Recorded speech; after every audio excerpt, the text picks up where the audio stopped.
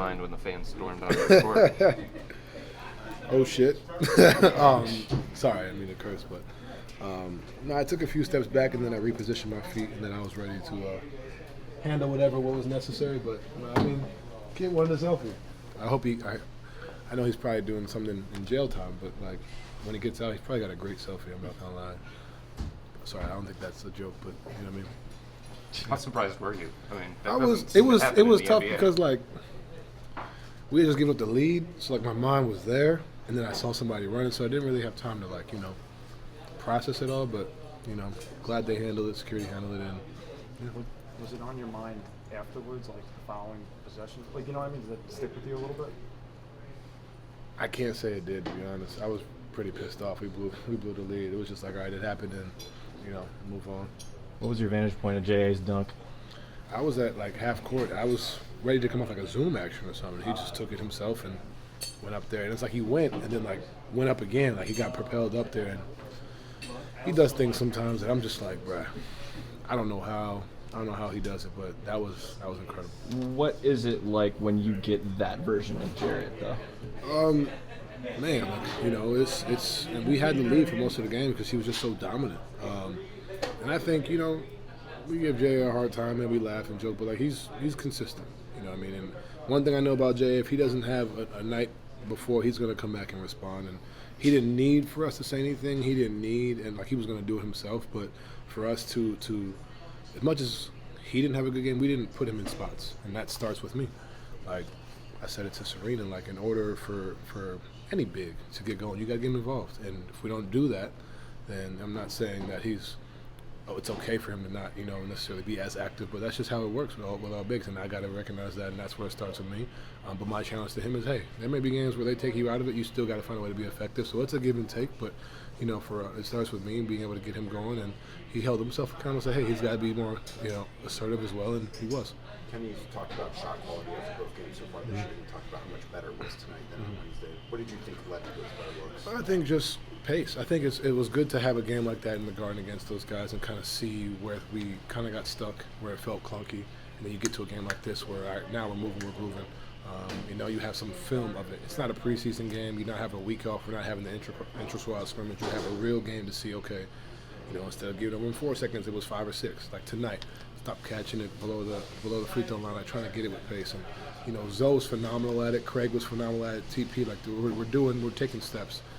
But I think the biggest thing is like just watching it on film and just getting better each day. Touched on Zoe, like just to see this guy come back after all that he's been through. From where I'm sitting, he looks explosive. You're on the court with him. Like, what can you just say about him? And what it's a mental battle first and foremost. I mean, as well as it is physical. Like, you could easily sit there and be like, you know what, like give in. What was it, 2 years straight? Like, you know what I mean? Even more. Like, for him to come back and not the want to. I tell people all the time, the want to is my favorite thing. Like, he wants to be out there. He wants to compete. And you could easily sit there and say, you know what, this ain't for me. Like, what I'm saying? But he's going out there and then coming out here and giving us significant minutes, doing all the little things, pushing the pace, setting the tone. Kind of said something in at halftime about extending the lead and not getting comfortable. Like, that's what you need, and that's the Zoe that, we all know. We came into this league together, same draft class, and for him to look exactly how he looked outside of changing his shot from so many years ago, like it's good to see. Do you feel like he, when you're fully healthy, can take you guys to another 1,000%. I think you look at the pace, like the pace first and foremost. Defensively, we know who he is, but just looking at him, just continuing to just push the pace, even if nobody's with him, just setting that tone, making us run. It's just a different dynamic that we have, and I think that's going to make us, a lot more unpredictable. How would you assess where the team's at right now? We've got something like today. I got on him. I got everybody. I got on all of us. Like, because there's no way it should be a 7-point win.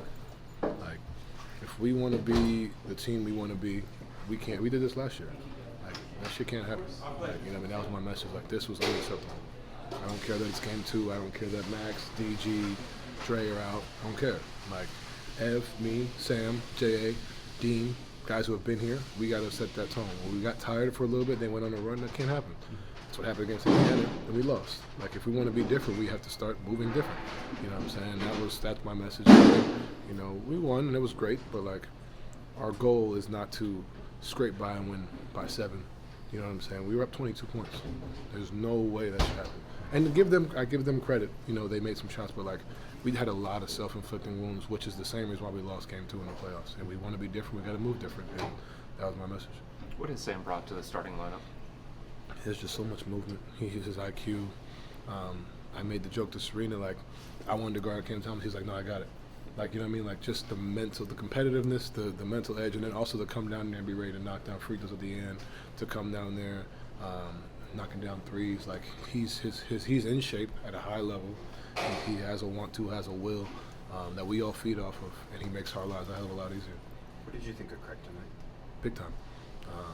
You know, he's all summer. Kenny's been on his ass, like getting, whether it's in the roll, half roll, doing the little things, changing your eating habits, like lowest body fat he's had. He's in shape. His weight is down. He's doing everything possible. And to see him have a night like this, where you know he gets more of an opportunity than Game 1, like that's what we need, and it's great to see because he puts the time in, and I'm happy he's continuing to do what he's done.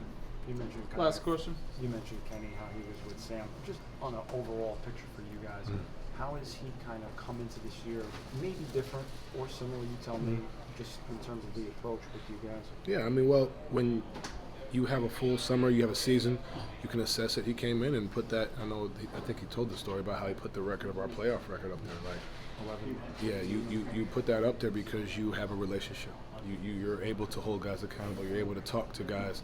Not to say he couldn't at the beginning, but you know he was doing France and all these different things. So like now you know how to speak, and you know what gets us, you know, to a point. He understands like, hey, this is what it is. Like it started there, and like I said, he was with Craig in the summer. He was with Tyrese when he got drafted. Like challenging everybody in different ways. And when your head coach is doing that, you know, I respect the hell out of that because it trickles down, and you're gonna see it continue to evolve. And obviously, when we're all healthy, we look to continue to build on what we've been doing. But you know, obviously it starts with us. But you know, Kev and Kenny continue to hold us accountable big time.